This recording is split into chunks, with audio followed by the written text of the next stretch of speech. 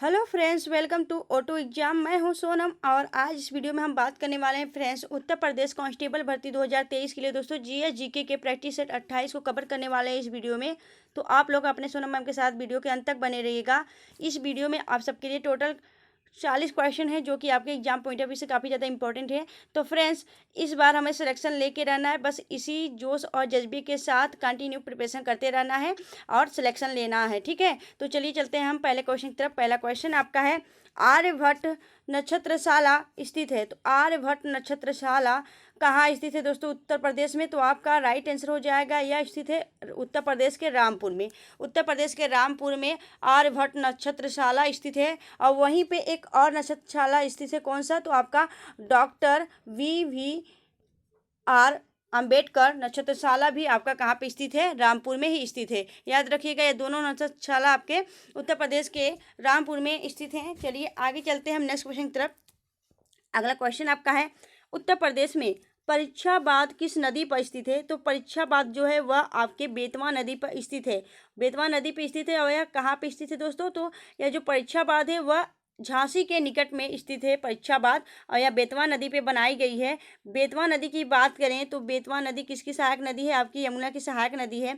बात करें हम बुंदेलखंड की जो नदियां हैं, बुंदेलखंड में जो आपकी नदियां बहती हैं वह कौन कौन सी हैं? तो चंबल, बेतवा, केन, सोन, टोंस, यह सभी नदियां जो हैं आपके बुंदेलखंड से संबंधित हैं। चलिए आगे चलते हैं हम नेक्स्ट क्वेश्चन की तरफ। अगला क्वेश्चन आपका है, शुष्क वन अनुसंधान संस्थान डैश में स्थित है। तो आपका राइट आंसर हो जाएगा, जो शुष्क वन अनुसंधान संस्थान है वह आपके राजस्थान के जोधपुर में स्थित है। आपका राइट आंसर हो जाएगा बी। अगर हम बात करें देहरादून में कौन सा अनुसंधान संस्थान स्थित है, तो यहाँ पे दोस्तों वन अनुसंधान संस्थान देहरादून में स्थित है। बात करें, ठीक है, बात करें दोस्तों अगर आपसे कि चावल अनुसंधान संस्थान कहाँ पे स्थित है, तो आपका राइट आंसर हो जाएगा कटक उड़ीसा में स्थित है। अगर बात करें हम डेयरी अनुसंधान संस्थान कहाँ पे स्थित है, तो करनाल हरियाणा। और भैंस अनुसंधान की बात करें तो हिसार हरियाणा। इन सभी अनुसंधान को याद रखिएगा फ्रेंड, आपके एग्जाम के लिए काफ़ी इंपॉर्टेंट है। चलिए आगे चलते हैं हम नेक्स्ट क्वेश्चन की तरफ। अगला क्वेश्चन आपका है, निम्नलिखित में से भारत रत्न का सम्मान पाने वाले पहले व्यक्ति कौन थे? तो आपका राइट आंसर हो जाएगा, इसमें से 1954 में दोस्तों 1954 में 3 व्यक्तियों को क्या मिला था? तो भारत रत्न दिया गया था। ठीक है, कौन कौन से? तो सर CV रमन को, और यस राधाकृष्णन को, और C राजगोपालाचारी को। इन सभी को दोस्तों 1954 में पहली बार आपका भारत रत्न से सम्मानित किया गया था। और अगर आपसे यहाँ पे क्वेश्चन पूछ रहा है कि निम्नलिखित में से कौन है, तो इसमें से आपका CV रमन आपका राइट आंसर हो जाएगा। CV रमन दोस्तों किसके लिए इनकी खोज किसने की थी? मतलब जो CV रमन है वह रमन जो प्रभाव है उसकी खोज की थी। और कब की थी दोस्तों? तो 28 फरवरी को की थी। और 28 फरवरी को इसी रमन प्रभाव की खोज के लिए आपका वैज्ञानिक दिवस मनाया जाता है दोस्तों, विज्ञान दिवस मनाया जाता है। कब? तो दोस्तों आपका 28 फरवरी को। ठीक है, याद रखिएगा। चलिए आगे चलते हैं हम नेक्स्ट क्वेश्चन की तरफ। अगला क्वेश्चन आपका है, हमारे राष्ट्रगान में निम्नलिखित में से किसका उल्लेख किया गया है? तो आपका राइट आंसर हो जाएगा सिंधु। दोस्तों हमारा जो राष्ट्रगान है जनगण मन उमन, उसमें आपका सिंधु, आपका सिंधु पंजाब जो है, पंजाब सिंधु गुजरात मराठा, इसका क्या किया गया है? उल्लेख किया गया है। बात करें हम राष्ट्रगान की, तो राष्ट्रगान को कब स्वीकार किया गया था दोस्तों? तो 24 जनवरी 1950 को आपका राष्ट्रगान स्वीकार किया गया था। और जो इसकी धुन है ना दोस्तों, जो म्यूजिक निकलती है, इसकी धुन की बात करें तो सेनाओं ने इसकी म्यूजिक को तैयार किया था, धुन को तैयार किया था। इसके लेखक की बात करें तो इसके लेखक कौन है? तो रविन्द्रनाथ टैगोर इसके लेखक हैं। इसको पहली बार 1911 में कलकत्ता अधिवेशन में गाया गया था। ठीक है, याद रखिएगा। चलिए आगे चलते हैं हम नेक्स्ट क्वेश्चन की तरफ। अगला क्वेश्चन आपका है, भारत में प्रथम खुला विश्वविद्यालय स्थापित हुआ था कहाँ पे? तो आपका राइट आंसर हो जाएगा दोस्तों, जो भारत में आपका प्रथम खुला विश्वविद्यालय है वह 3 जगहों पर स्थापित किया गया। आपसे यहाँ पे पूछा जा रहा है निम्नलिखित में से जो ऑप्शन में दिए गए वह कौन सा होगा? तो आपका हैदराबाद राइट आंसर हो जाएगा। बात करेंगे कब स्थापित किया गया, तो 1982 में। और इसके संस्थापक कौन थे? तो G राम रेड्डी इसके संस्थापक थे प्रथम खुला विश्वविद्यालय का। ठीक है, चलिए आगे चलते हैं हम नेक्स्ट क्वेश्चन की तरफ। अगला क्वेश्चन आपका है, निम्नलिखित में से रबी की फसल कौन सी है? तो रबी की फसल की बात करें तो रबी की फसल आपकी चना है। चना, सरसों, मटर, यह सभी आपकी रबी की फसल होती हैं। और बात करें हम चना में अग्रणी राज्य कौन सा है? तो आपका MP मध्य प्रदेश जो है आपका चना और दलहन में दोनों में आपका अग्रणी राज्य है। बात करें हम मूंगफली की, तो मूंगफली आपके कौन सी फसल है, तो यह खरीफ की फसल है। और इसमें अग्रणी राज्य की बात करें तो गुजरात इसमें अग्रणी राज्य है मूंगफली में। बात करें अगर हम जो कपास है, तो कपास का जनक किसे कहा जाता है, तो कपास की जनक को भारत में जो है आपका जनक हुआ है, तो भारत कपास का जनक माना जाता है, याद रखिएगा। बात करें हम दोस्तों, इन सभी बातों को आपको ध्यान में रखना है, ठीक है। चलिए आगे चलते हैं हम नेक्स्ट क्वेश्चन की तरफ। अगला क्वेश्चन है आपका, भारत का सबसे पुराना राष्ट्रीय उद्यान कौन सा है, तो सबसे पुराना राष्ट्रीय उद्यान की बात करें तो जिम कॉर्बेट राष्ट्रीय उद्यान, जो कि आपके उत्तराखंड में स्थित है, यह सबसे पुराना और भारत का पहला राष्ट्रीय उद्यान है।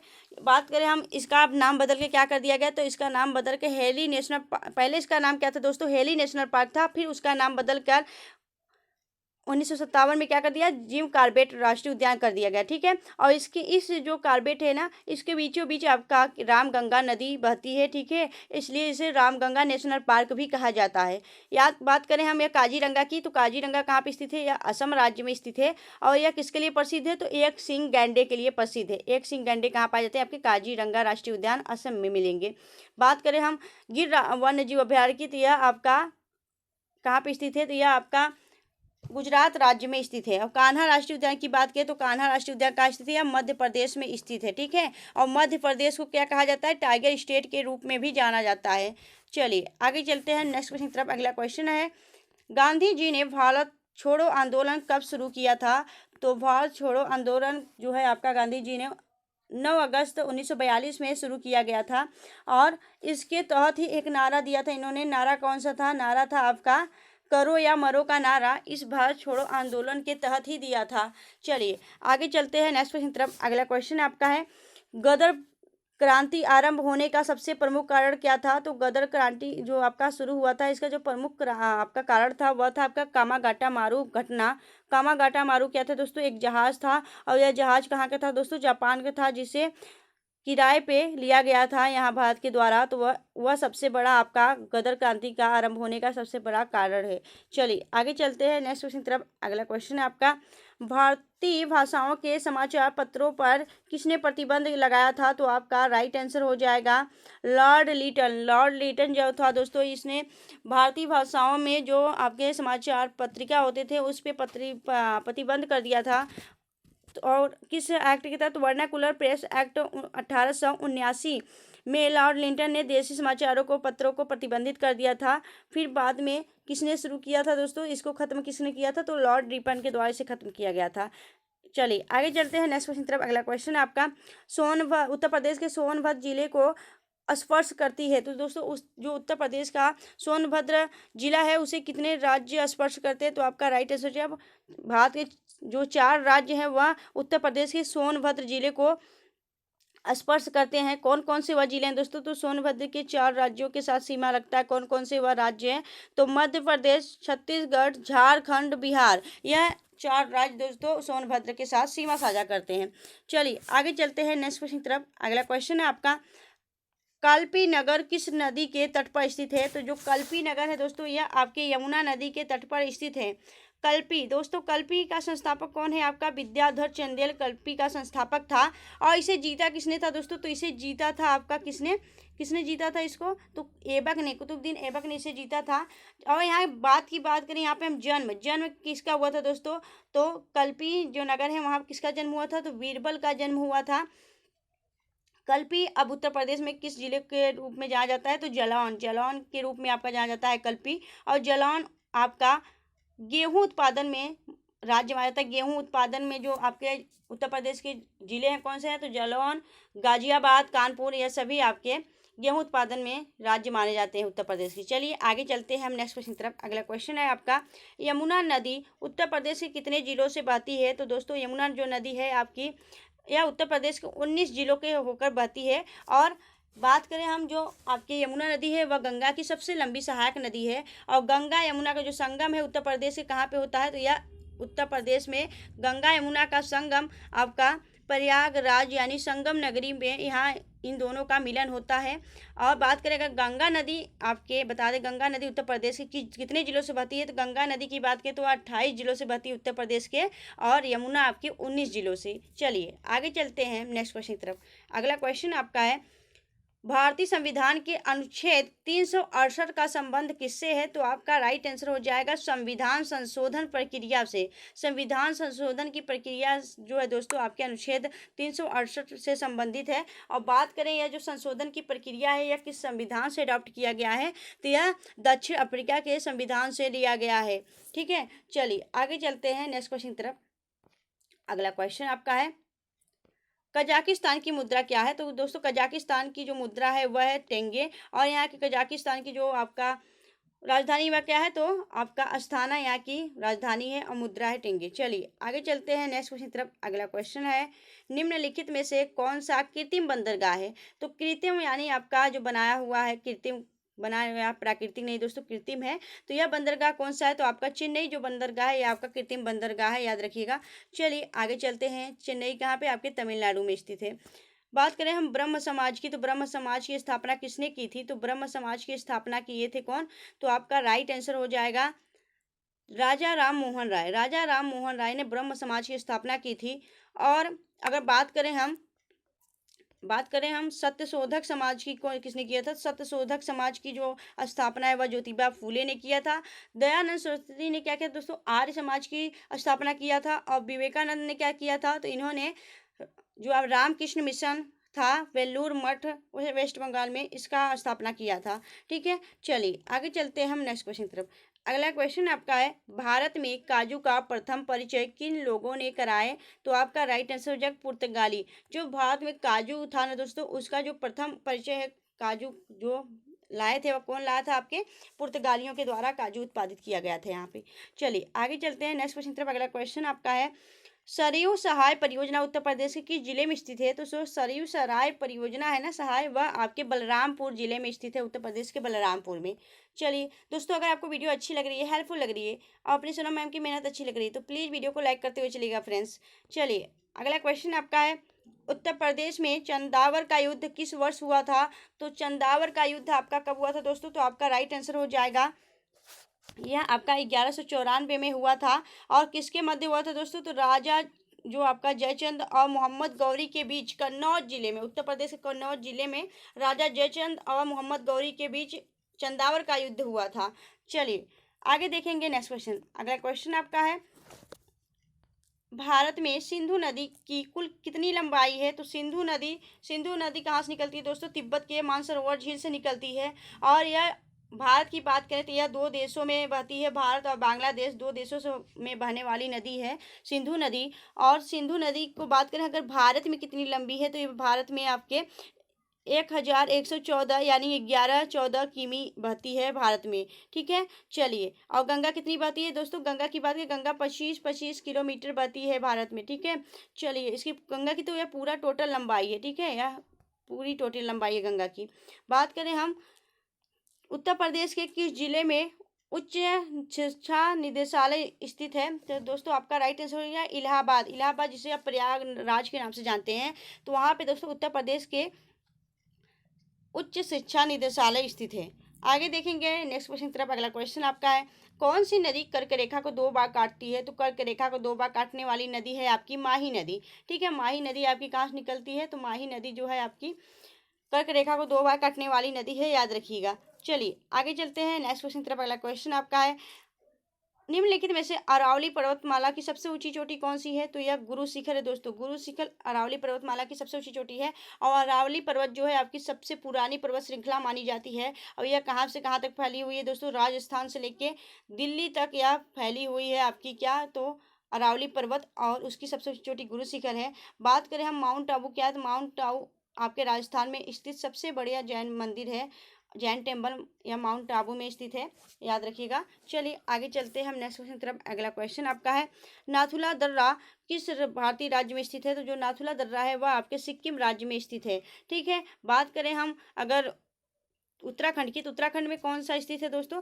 तो नीति, लिपुलेख दर्रा, थांगा मांगा, यह सभी आपके कहाँ पड़ते हैं? तो यह सभी दर्रे उत्तराखंड से होकर गुजरते हैं। ठीक है, उत्तराखंड में स्थित है। बात करें हम अगर हिमाचल प्रदेश की, तो हिमाचल प्रदेश में कौन सा है? तो सिपकिला दर्रा, बारालाचा दर्रा, रोहतांग दर्रा, यह सभी आपके कहाँ पे स्थित हैं? तो यह आपके हिमाचल प्रदेश में स्थित हैं।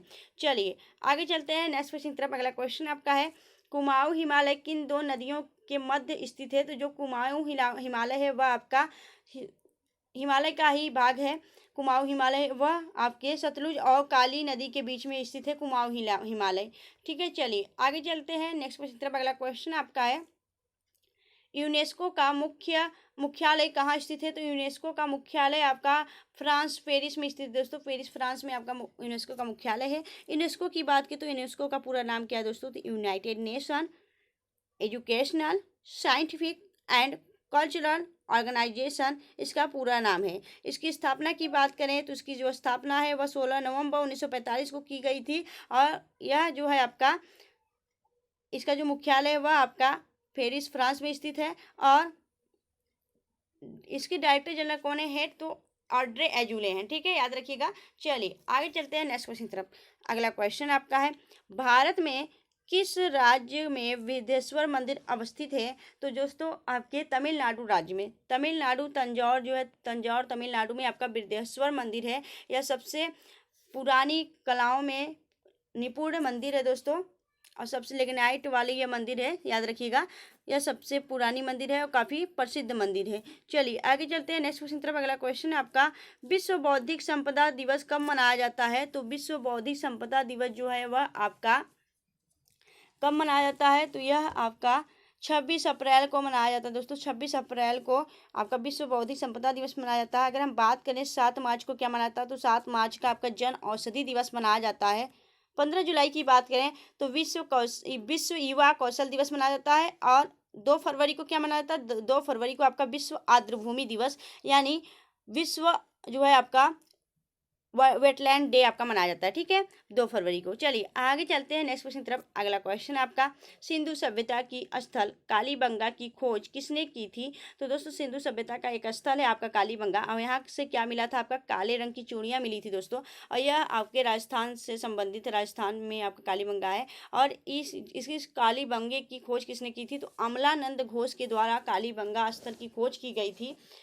बात करें हम दयाराम साहनी की तो दयाराम साहनी ने क्या खोज किया था? तो हड़प्पा की खोज की थी। जब कब की थी? तो 1921 में।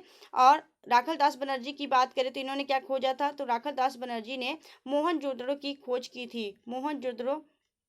मोहनजोदड़ो जिसका अर्थ है मृतकों का टीला, उन्होंने 1922 में राखल दास बनर्जी ने खोज किया था। अगर बात करें हम एस राव की तो इन्होंने लोथल की खोज की थी। ठीक है, चलिए आगे चलते हैं नेक्स्ट क्वेश्चन की तरफ। अगला क्वेश्चन आपका है the little book of encouragement नामक पुस्तक को किसने लिखा है? तो the little book of encouragement नामक पुस्तक के लेखक हैं आपके कौन? दलाई लामा। ठीक है, दलाई लामा कौन है दोस्तों? यह आपके आध्यात्मिक गुरु हैं, तिब्बती के आध्यात्मिक गुरु दलाई लामा। और इनको 2023 में अभी हाल ही में क्या मिला है? तो रैमन मैग्सेसे पुरस्कार से सम्मानित किया गया है। ठीक है, चलिए आगे चलते हैं नेक्स्ट क्वेश्चन की तरफ। अगला क्वेश्चन है आपका किसे 2023 में ज्ञानपीठ पुरस्कार से सम्मानित किया गया है? तो आपका राइट आंसर हो जाएगा ज्ञानपीठ पुरस्कार किसे दिया गया दोस्तों? तो आपका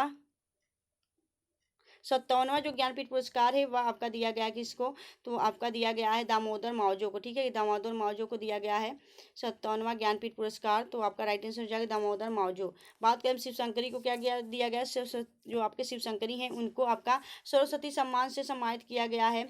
और किस पुस्तक के लिए? तो इनकी सूर्यवंशम पुस्तक के लिए शिवशंकरी को दिया गया है आपका सरस्वती सम्मान।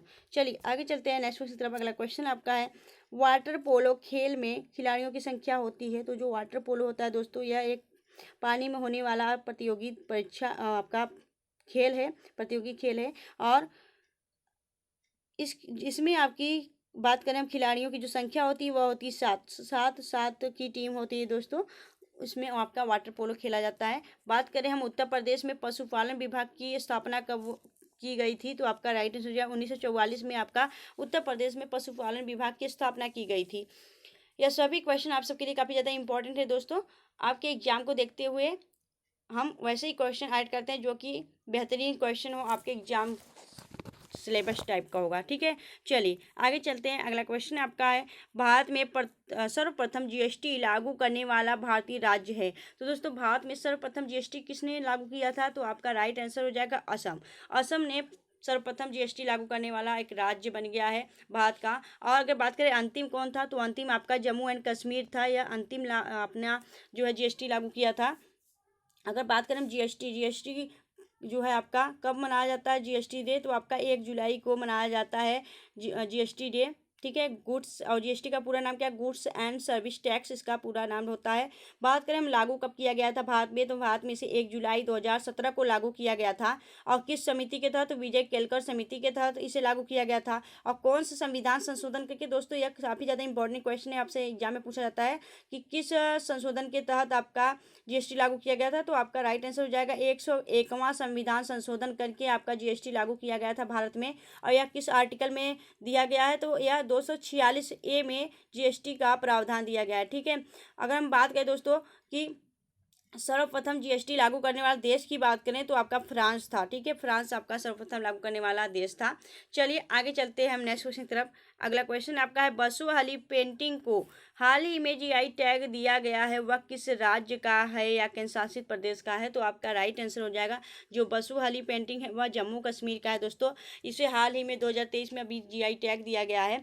और बात करें हम मध्य प्रदेश में गोंड पेंटिंग को दिया गया जीआई टैग। अगर बिहार की बात करें तो बिहार में गमोचा है दोस्तों, गमोचा आपका, ठीक है।